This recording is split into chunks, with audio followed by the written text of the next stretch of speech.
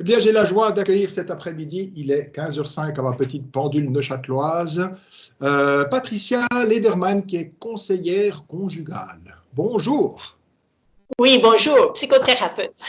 Psychothérapeute, exactement. Ah, Oui, voilà. de famille, de couple et individu. Oui. Ah, d'accord, c'est ça le terme exact, comme ça. Est-ce que tu continues d'avoir des consultations via Skype ces temps, Et via Skype, oui. Le télétravail, oui. le télétravail? Et puis depuis donc ce lundi, on peut travailler dans le cabinet, mais moi je vais commencer le 11 mai quand les enfants recommencent l'école et tout. Ah, d'accord. Oui. Et dans les consultations, donc psychothérapeute, pardon, mais tu consultes aussi des couples.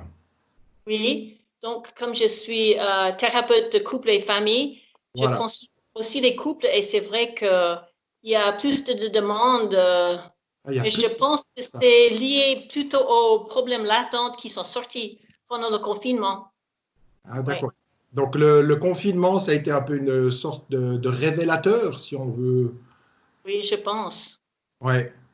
Je Parce que pense et puis les gens ont fait le temps de parler en couple et de penser en couple à une démarche qu'il faudrait faire pour mettre les choses à plat. Oui, je ouais, pense. c'est ça. Oui, parce qu'au début, juste avant qu'il y ait le confinement, j'étais non pas chez mon psychothérapeute, j'en ai pas, mais j'étais chez l'ostéopathe.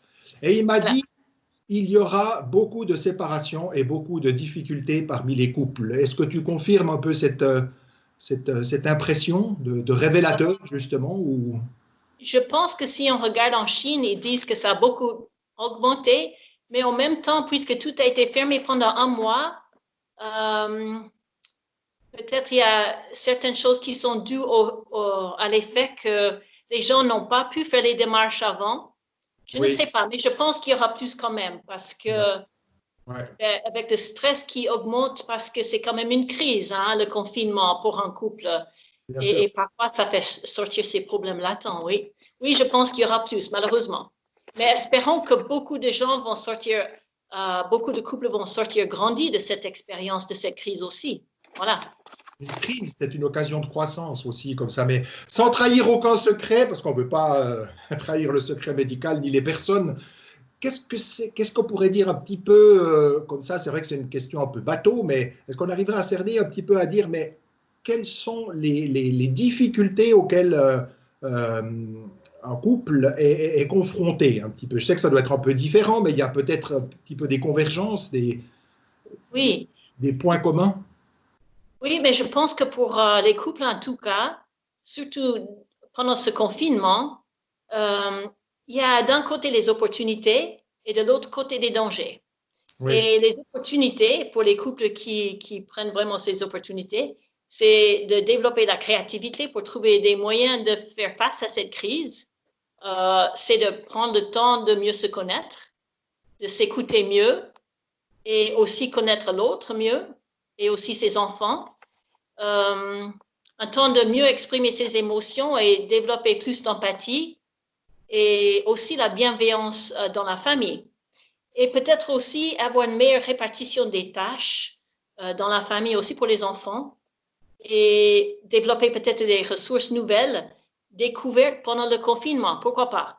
ouais, Pourquoi pas sortir mieux de cette crise que de tomber en revanche dans les dangers qui sont en fait une augmentation de tension dans le couple oui, et une escalade des critiques ou de reproches. oui, Euh, et parfois, certains couples peuvent, ou bien un des deux conjoints peut vouloir prendre une décision majeure par rapport au couple pendant cette crise de confinement. Et ça, c'est aussi un danger parce qu'on ne devrait jamais prendre de grandes décisions pendant une crise. Il c'est faudrait ça. toujours laisser tomber la crise pour réfléchir un petit peu à fois, comme on dit. Oui, Et puis aussi, pour les couples, il y a beaucoup trop à faire, surtout les couples où chacun a un télétravail et en plus, les enfants sont à la maison, ils n'ont pas d'aide. C'est trop, c'est beaucoup. Et puis aussi, les enfants peuvent sentir ce stress dans le couple et puis ils peuvent être désécurisés par une mésentente aussi. Donc, voilà un peu les dangers. oui, ça c'est un peu Mais, danger. mais en tout cas, j'ai parlé un peu avec mon fils et mon beau-fils parce que mon fils a 3 enfants en bas âge, de 6 ans et moins, et mon beau-fils a 2 petits-enfants. Et ils ont chacun dit qu'il faut mettre quand même la famille en priorité avant le travail, parce que autrement, pas. Oui. Et en fait, en psychothérapie, on essaie toujours de travailler avec les couples et la famille en mettant en priorité le couple, ensuite la famille et ensuite le travail. Et c'est très important cet ordre-là parce que le couple est le socle de la famille. Oui. Si le couple va bien, normalement, la famille va bien. Et les enfants puissent beaucoup en regardant les parents s'aimer et bien s'entendre. Ça, c'est vrai, hein, bien sûr. Ouais. Donc, en premier, le couple, après la famille et après le travail. Oui. On a l'impression qu'aujourd'hui, c'est plutôt le travail, après la famille et en dernier, le couple. Donc, souvent, il faut essayer de cette conversion. Hein. Ouais. Oui, c'est un renversement, en fait, de priorité qu'on devrait avoir, en fait, pour le bon fonctionnement d'une famille. D'abord du couple et puis ensuite de la famille. Après les crises qui étaient un peu latentes avant le confinement, est-ce que quand il y a la crise du confinement qui est là, est-ce qu'il y a un peu des points similaires, par exemple, avant de parler des solutions, parce qu'on est là pour amener des solutions, mais peut-être 3 points qui sont justement peut-être, est-ce que c'est quoi? C'est le manque de dialogue, les reproches, et puis le blocage ou mais c'est clair que dans le couple, les 4 choses qui pourrissent le plus le couple, c'est la critique, le mépris, une attitude défensive et de quitter la conversation et de quitter corporellement et psychologiquement ce qu'on est en train de se dire. Oui. Pour ceux qui veulent lire un livre par rapport à ça, il y a un livre qui est écrit par Gottman qui s'appelle « Les couples heureux ont leur secret ». Et il parle justement de ces 4 chevaliers noirs qui peuvent courir dans un couple. Et c'est très intéressant parce que chaque couple doit faire très attention à ces 4 choses. Oui. Qui détruisent la relation, en fait. Oui, c'est ça. Et puis alors, parlons justement des occasions de rebondir. Une crise, c'est une occasion aussi de grandir. Quelles sont un petit peu les recettes, les petites choses? C'est souvent l'amour est dans les petites choses qu'on pourrait essayer justement et que tu essayes de donner aux couples qui viennent aussi te trouver. Oui, tout à fait. Alors, je pense que si on parle de petits remèdes, j'en ai 5 à donner. Et je vais commencer avec la première, la verbalisation des émotions, de dire ce qu'on ressent. Oui. Et de parler à la première personne personnelle, donc le je. Je dis ce que je ressens, je ne vais pas utiliser le pronom tu parce que je vais commencer à accuser et l'autre, il va croire que j'interprète ce qu'il dit au lieu que je sois dans l'écoute. Oui. 2. Se souvenir du début de son histoire d'amour.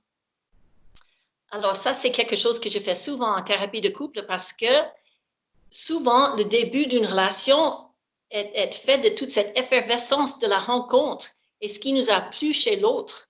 Oui. Et c'est très important en période de crise de revenir à ça et de penser au début. Oui, revenir. Parce que ça nous amène psychiquement, émotionnellement dans ces bons débuts. Voilà. Et 3, faire les projets en confinement, faire des projets individuels et en commun et aussi en famille. Oui. C'est très important d'avoir les projets. Je pense que c'est une construction pendant ce confinement, justement. Oui.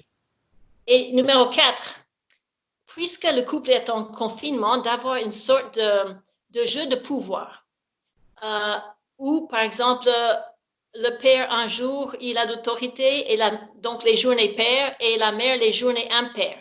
Et faire comme ça pour que les enfants puissent savoir, alors, aujourd'hui, c'est papa qui dit ce qu'il faut faire, la journée suivante, c'est maman. Des fois, ça peut aider à éviter une escalade de lutte de pouvoir dans le couple. Oui. Surtout pendant le confinement. Oui.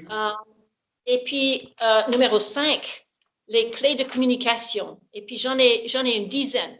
Alors, c'est magnifique. C'est comme les 10 commandements, comme les droits de l'homme. Volontiers. 4, 5, 6. Parfait. Voilà. Donc, la première, c'est de parler, justement, comme j'ai déjà dit, à la première personne personnelle de je. Oui. Ce que je ressens. Et 2, c'est de chercher le besoin non satisfait qui se cache derrière une émotion forte. Par exemple, si mon conjoint est fâché, mais de savoir pourquoi il est fâché. quel est le désir et le besoin non satisfait derrière cette colère. Et numéro 3, partez du principe que l'autre est de bonne foi. Hein? Respectez l'autre, tenez compte de ses différences. Oui. Et ne pas penser que l'homme pense comme la femme et la femme pense comme l'homme, parce que nous sommes très différents. Et pour ceux qui veulent relire un livre qui est un grand classique de John Gray, c'est Les hommes viennent de Mars et les femmes de Vénus. C'est très différent parce que ça parle de ces grandes différences entre les besoins d'homme et de la femme. Voilà. 4e, dans le couple, de tout planifier pour les enfants, surtout en confinement, le temps de travail et les tâches ménagères avec la participation des enfants pour que les enfants se sentent responsabilisés et importants et nécessaires pour la vie, la bonne démarche de la vie familiale. Et aussi les moments sans être dérangés pour chaque parent, pour le couple, et avoir les bonnes limites en famille. Oui. Et même en tant que non-confinement, c'est très important d'avoir les bonnes limites en famille. Et aussi les temps de jeu. Et les temps de sortie, si on peut le faire. Hein. Il ne faut pas désobéir aux ordonnances fédérales, mais pour ceux qui peuvent sortir un petit peu sans aller dans les aires de jeu où c'est interdit, un peu dans la forêt ou comme ça, oui. Pourquoi pas? Parce qu'on peut promener les animaux, mais nos petits-enfants, ils méritent d'autant plus d'être dehors dans la nature. 5, apprenez à vous excuser quand vous avez tort. Alors ça, c'est quelque chose que beaucoup de gens n'apprennent pratiquement jamais à faire, mais ça désamorce une situation explosive et ça dédramatise et on peut le reporter à un moment plus propice où les émotions sont tombées un petit peu.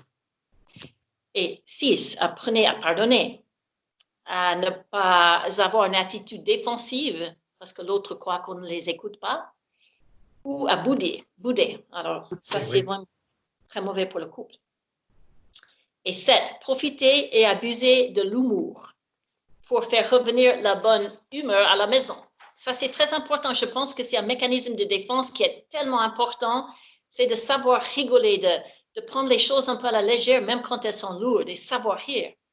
Il y en a des experts disent qu'on a besoin de 15 minutes de rire par jour, et je pense que c'est vrai. C'est vrai. C'est la joie. Hein? C'est déjà une injonction biblique. Oui. Oui. Et 8, respectez les moments privés et le consentement. Et pour le couple, les moments de tendresse, de séduction et de vie intime, c'est très important. Et 9, gardez les activités physiques parce que nous avons tous besoin d'être physiquement actifs, parce qu'on a besoin de ces endorphines qui nous donnent un sentiment de bien-être.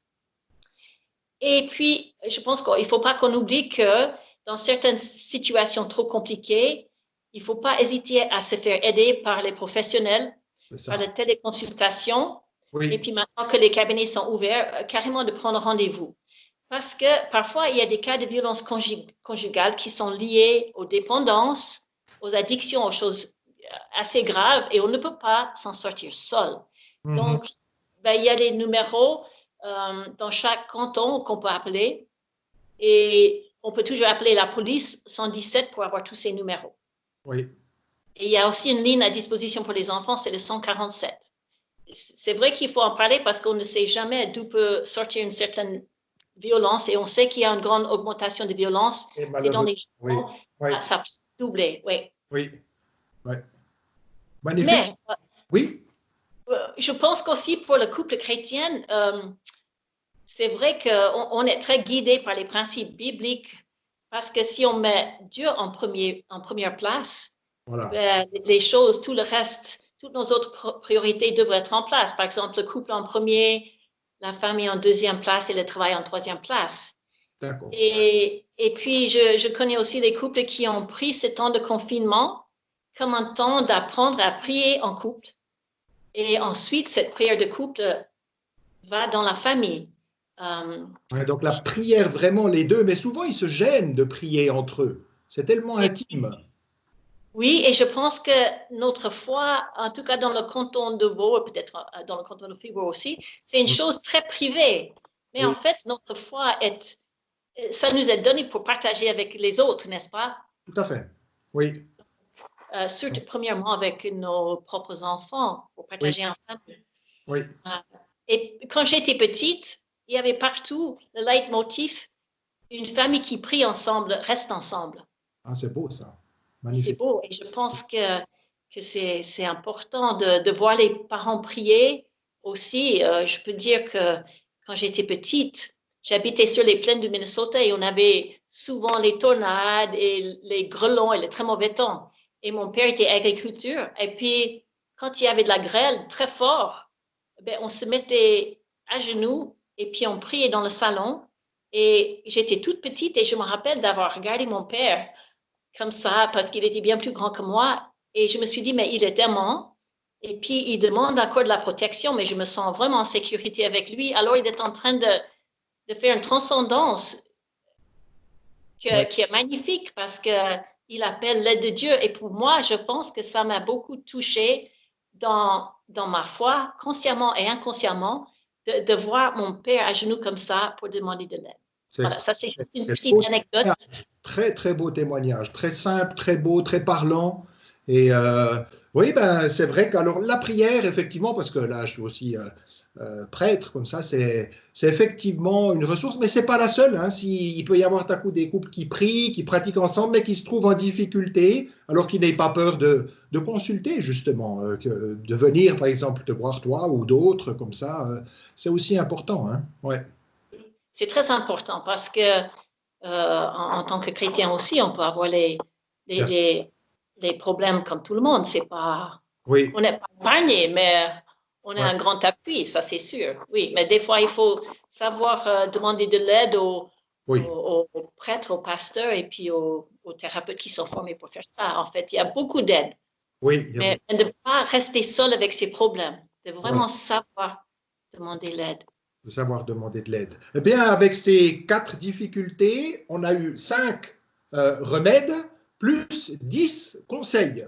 Eh bien, ça fait 15 à 4. Donc, c'est plein d'optimisme, avec le sommet aussi de la prière. Si jamais, est-ce que tu nous as donné des livres à pouvoir lire? Donc, les hommes sont de Mars et les femmes sont De Vénus. de Oui, Vénus. ça c'est John Gray. Voilà. Et puis après, il y avait le G-R-A. premier livre que tu nous avais conseillé aussi. C'était encore un autre, j'ai oublié celui-là, pardon. Ah oui, Il c'est de m'échappe. Gottman. Gottman. C'est les couples heureux ont leur secret. Les couples heureux ont le Et, secret, d'accord. et puis, je pense que, en tout cas, pour tous les chrétiens, il y a toujours la théologie du corps de Jean-Paul II. Oui, Et puis, il y a une certaine Inès Pellissé du Rausas qui a écrit un livre qui s'appelle Parlons d'amour à nos enfants. Et je pense que ça, c'est une bonne lecture d'accord, pour, pour les familles chrétiennes. Oui. pour les familles. Donc, ça fait 3. C'est magnifique. Donc, on est rempli malgré tout d'espérance. Eh Ah bien, oui. je te souhaite de tout cœur des bonnes consultations en étant prudent pour ne pas attraper le coronavirus. Mais comme ça, c'est important. Moi, je remercie aussi Dieu. Ma foi, je suis né dans une famille où on s'entendait bien. Mon papa est parti au ciel en 2011, mais j'ai vu mon papa prier, j'ai vu mes parents prier ensemble. Et effectivement, je crois que c'est beau, hein, comme tu l'as dit, de voir son père prier, sa maman prier. Et c'est un abri malgré la tempête, les tornades, les grêlons qui peuvent s'abattre sur un couple. Mais Dieu merci, il y a des solutions et c'est par une note d'espérance que nous nous quittons. Merci beaucoup, Dominique. Et puis, Merci alors, tout de beaucoup. bon Tout de bon. dans ton travail aussi de suivre les familles et les couples. Oui, bah moi je suis tout seul. Moi j'ai pas. Quand avec Dieu ça va pas, c'est toujours de ma faute. Lui il en est pour rien. D'accord. À bientôt. Merci. À bientôt. Merci. Au revoir, Dominique.